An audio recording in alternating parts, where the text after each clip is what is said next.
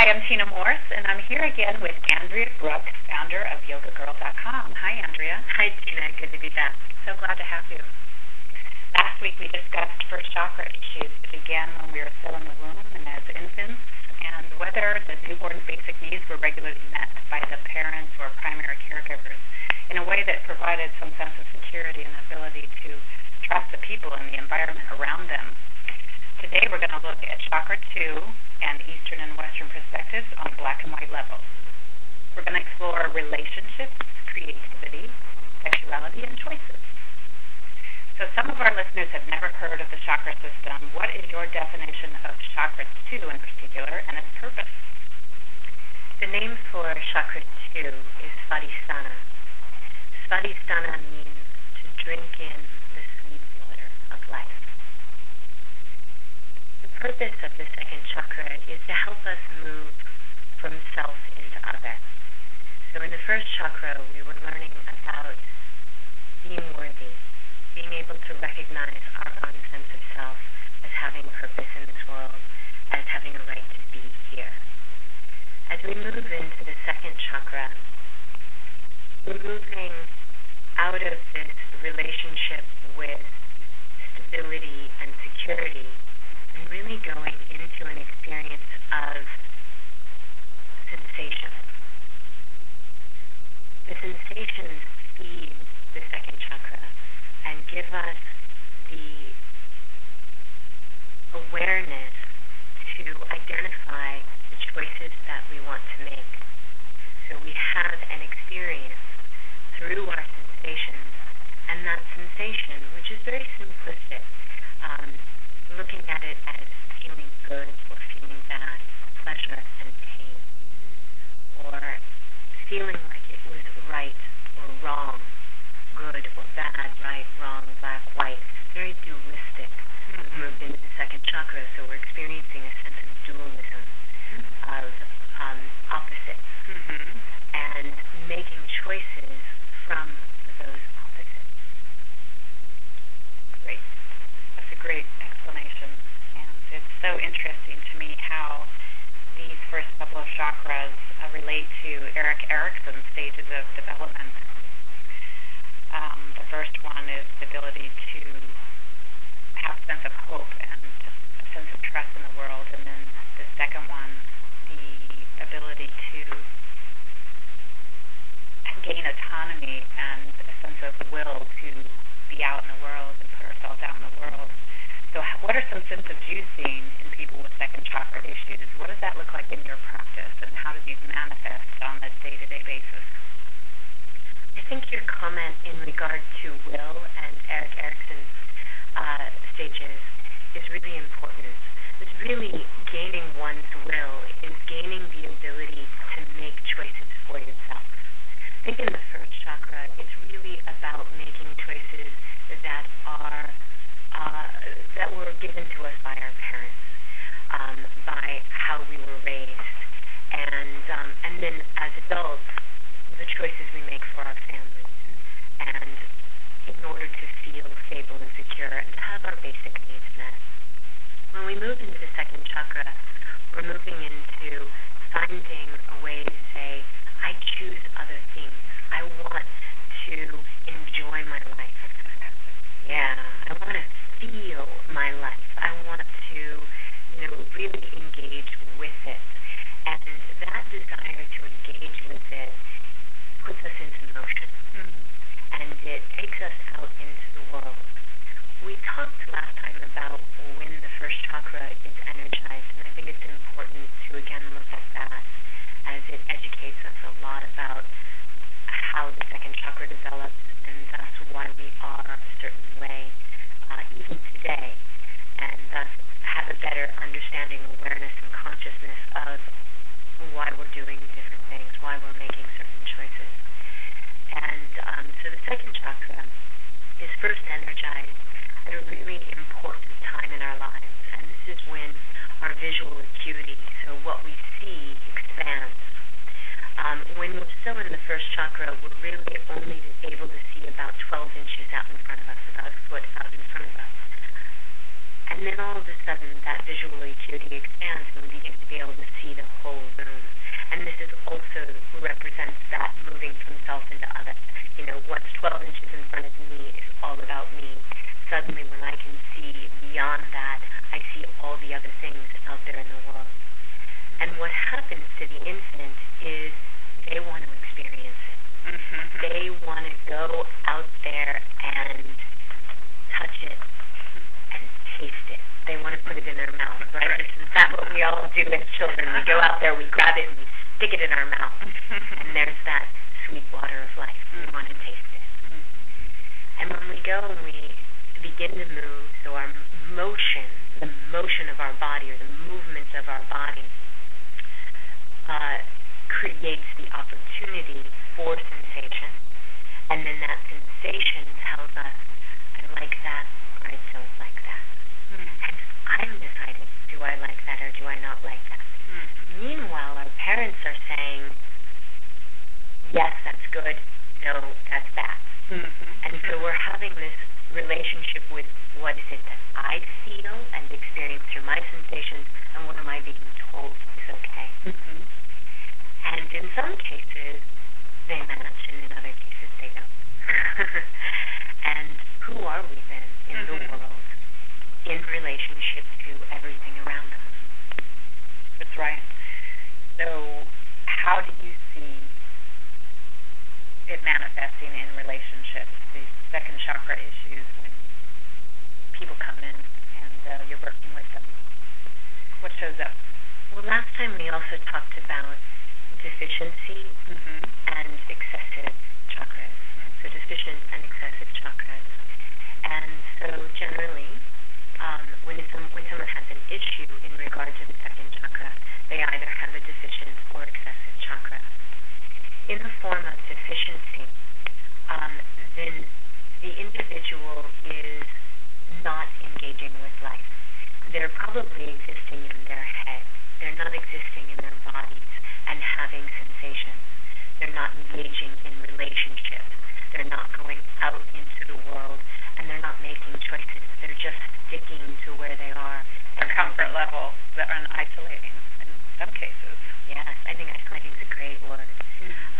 And really the engagement of sensation is about going out into the world. You know, just walking outside your door, and all of a sudden there's the brightness of the light, there's all the colors, there's the sounds, there's the smells. Instantaneously, you're right there in the sensation. And when we have a deficient second chakra, then we're not allowing those sensations in, and so we're blocking ourselves. And we're holding our container tight. So we walk out through the door, and we say, no, this is too much, and we come back in. And with today's technological age, how do you see that playing out, the role of computers in relationships and connecting the two? People are having relationships with their computers instead. Rather than having an actual interaction with a person or an event or the world outside, they are instead watching YouTube. They're watching people like a fishbowl. Exactly. They're on Facebook. They're watching YouTube. They're just sitting there with their computers, doing everything, connecting with everybody, internet dating, pornography on the internet, which is such a huge industry. A false sense of connection. A false sense of connection, exactly. And this leads to a deficiency. And then we have the excessive response. And the excessive response tends to be that people become addicted to pleasure. They want to feel good. And so they look for all the opportunities that they can in order to make themselves feel good. And so addiction to sexuality, as well as drugs and alcohol. They're looking for that way to really just feel as much as possible. And we've talked before about there can be a deficient chakra with an excessive response.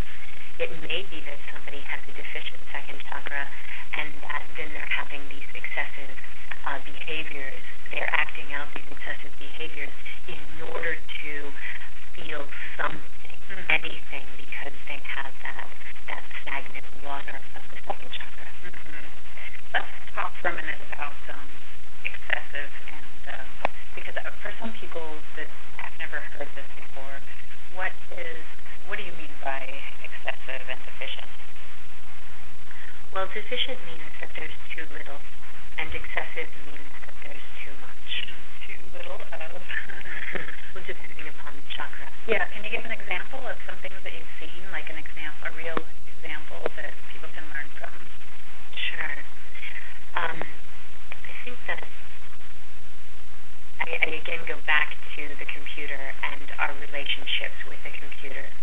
The second chakra is about relationships. It's about being able to move from self into other and to engage with our sensations. And so we come into sexuality and relationships.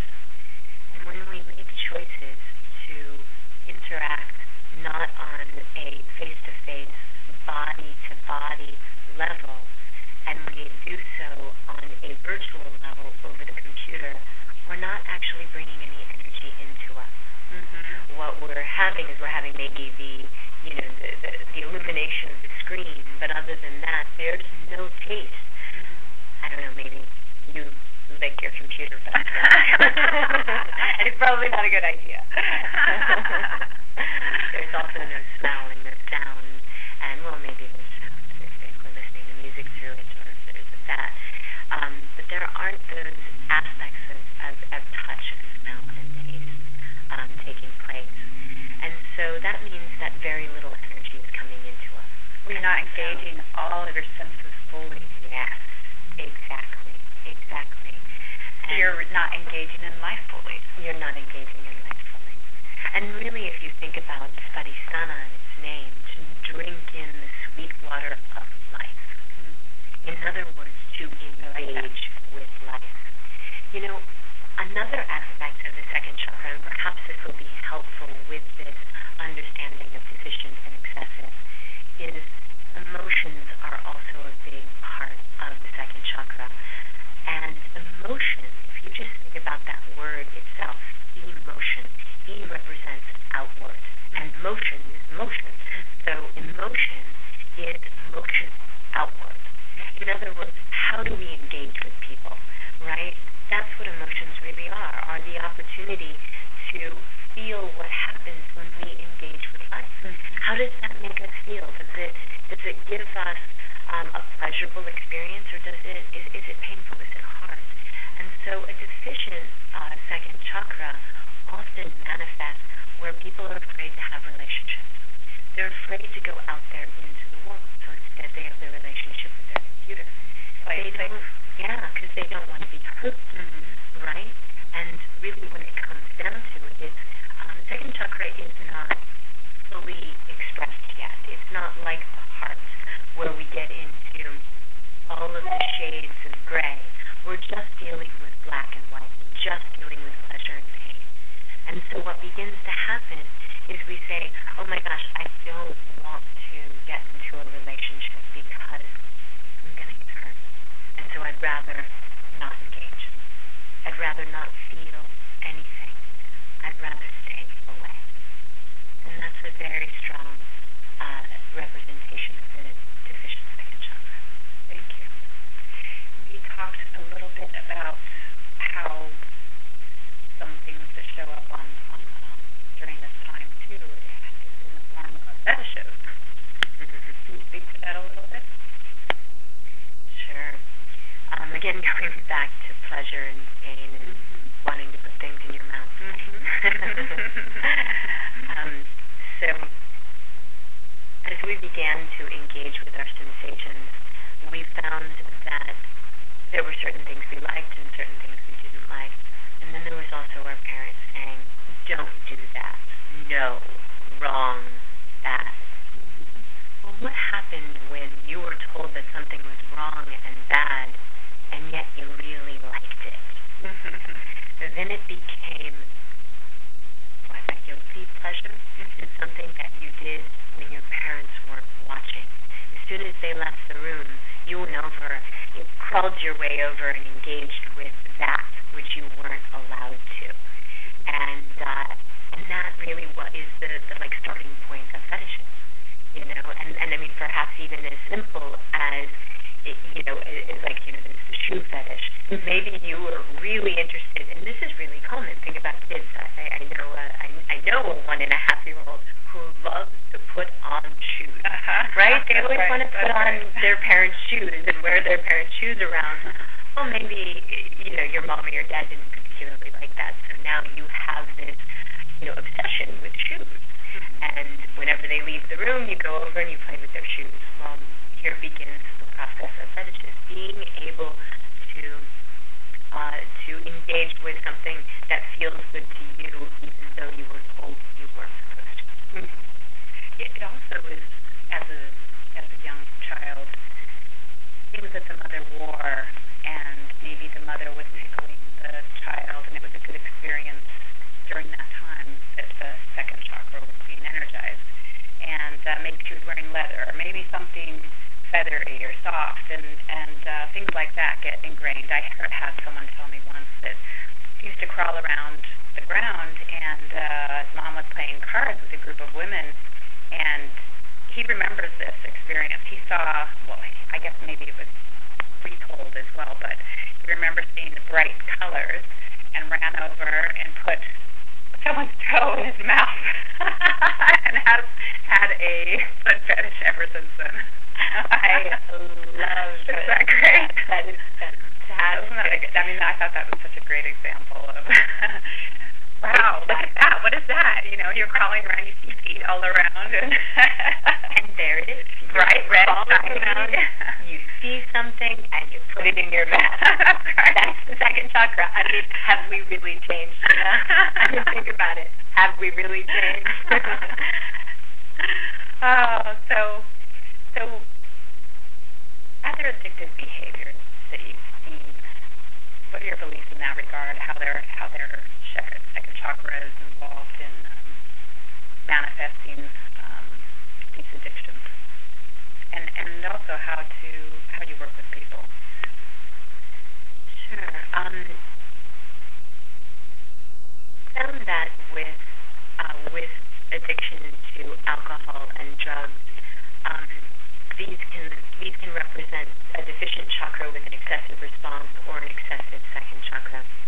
In the case of a deficient second chakra with an excessive response, what's happening is the person has a hard time engaging with other people. So they go out and, you know, being able to have a conversation, being able to reach out and like, you know, when you greet, hug, or kiss, that's a really uncomfortable feeling for them. They feel very pulled back, very frightened of that interaction. Then having a drink, or, you know, or doing drugs, where suddenly their tongue is loosened up. Again, the tongue. I think that's where a lot of the young, you know, teenagers get in trouble. Absolutely. And so, you know, suddenly they take some drugs or they drink some alcohol, and now it's easy for them to talk about things, and they're laughing, and their sensations come alive, and it feels good to touch each other, and the barriers and the insecurities are lessened, and they're allowed to come out of their shell. And so that's an example of a deficient chakra with an excessive response. In the case of an excessive chakra with an excessive response, instead, it's that they get really, like somebody who loves to feel pleasure. They're really into touch and taste and sound and smell, and they want, you know, they're very sexual, they're very engaged with other people, and they're really outwardly focused. Probably there are some issues with their own relationship with their self that makes them outwardly or causes that desire to be outwardly focused. And so then they get really addicted to that experience of pleasure. And so then they're looking to do drugs and alcohol in order to just constantly have pleasure. And they get addicted to the pleasure itself. Or with sex. Exactly. So trying to get their needs met outside of themselves instead of focusing inward and creating what they want in their lives through themselves. Absolutely. And so how to work with second chakra imbalances. When it's a deficient second chakra, it's really about helping the individual to become aware of what their sensations and emotions are. If they're really shut down, they don't know. And you see this a lot with teenage girls, where you ask them, what's going on with you, and they're like, I don't know, and they've got the whole, like, they're wearing baggy clothes, they're covering up their body, they're cutting their hair short, you ask them a question, and they don't want, they can't even share with you a simple feeling. And so we see that deficiency there. In that case, I encourage them to go into a yoga practice that lets them flow. So again, water. Our bodies are predominantly water. And here's this container that holds the water of our bodies. And so if we could get into flow, and that flow can take the form of a vinyasa yoga practice, which is a flow practice, or dancing. It is something that lets us really feel our bodies and feel what it feels like to move and to connect with our bodies. And putting on music while we do these flow practices or during that dance, and coming into the sensation of rhythm and beat and sound, and how does that feel coming into our bodies, and then letting that manifest in our movement. And coming into the breath, and as we come into the breath, coming into what do we smell, what do we taste, what is the experience? Being fully in your body. Exactly, and that body of water that we are. And that lets them say, then you say, well, what are your sensations? What are you feeling here? And giving them the space to experience it and let it come out. Or maybe just letting them go, and you don't have to talk about it. You just let them have the experience. And then from an emotional standpoint, helping them to exaggerate their emotions, because perhaps they don't know what the emotion is. They've cut themselves off so much from the emotion. And you touched upon this about their parents saying, it has to be this way, and so, they feel differently, but their parents told them this, or maybe their friends tell them something different, and so they have an emotion, but they're afraid to express it. And so helping them to come into what are they experiencing in it. And so classes, drama classes, acting classes are wonderful for coming into second chakra, because even though it's not maybe your emotion, you get to play with emotion. Right, exactly. And experience them maybe sometimes for the first time. Yeah. And then the next part of this is creativity. A big part of the second chakra is creativity. And so for those individuals, both deficient and excessive, who are looking to drugs and alcohol or sexuality to those addictive behaviors, perhaps instead what they need to come back to is their creative expression. The creative expression begins at the second chakra. And this can be both artistic creativity and procreativity. Either way, we want to make something. And we want to express it and bring it into the world and allow it to come forth. And so helping individuals to begin to feel like they can make music, they can write, they can draw, they can sing, they can speak. I love to call it passion. Yes. Passion and purpose in life. One of my favorite topics. And there's the second chakra perfectly. And when we don't feel that passion and purpose being played out, we go into those addictive behaviors. Andrea, last time we talked about global issues relating to first chakra issues in Haiti. Any thoughts on where second chakra issues show up on the map? Great question. I'm going to suggest Brazil. Perfect.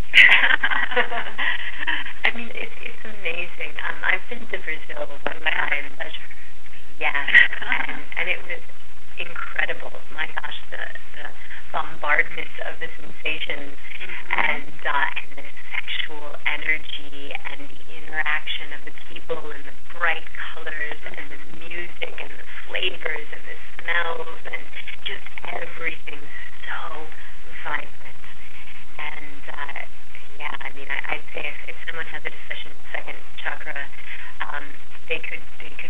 actually get a doctor's note to be able to have to go to Brazil on vacation and get out of work for a couple of weeks. I know more locally, too. I know you grew up in Miami. Miami's another very strong second chakra town. And again, you see how that energy then can turn to addictive behaviors and how it goes into those addictive behaviors. And, Miami is really, a very strong drug culture. And in particular, in the 80s when I grew up there, it was the whole economy was run by drugs, and people trying to find a way to escape. The first chakra devastation of the early 80s that happened with Cuba, and going into finding ways to make themselves feel okay in this new environment. Any thoughts to leave us with? Something that everyone out there can do, a simple thing to incorporate into your life to help heal second chakra issues and help energize the energy system there at the second chakra? I think taking a bath is the perfect second chakra healing modality. I love taking baths. Yeah. It makes me sleep so much better. Absolutely.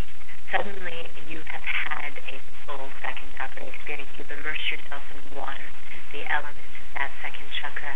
You've come into the sensations. Think about your whole body covered in that water. And hey, you're naked. That's right. It's pretty sexy. You can also put different fragrant oils into the bath, so you bring in that sensation of smell as well. And light a candle, and just go ahead and put yourself in that beautiful space. Exactly. I also love to, when the water is flowing out, when I'm stopping that drain, I like to imagine that all of anything negative, any negative energy around me from the day is just flowing down the drain, and it's just left me, and it's just going out there where it belongs, down the sewer. I love that. I love that. Well, thank you so much for being here. It's always just such a joy to be with you, and we have such deep conversations. I just love connecting with you. Thank you, Tina. It was fun today. Thank you. And cheers to the sweet water of life. Yes, cheers. Passion and purpose.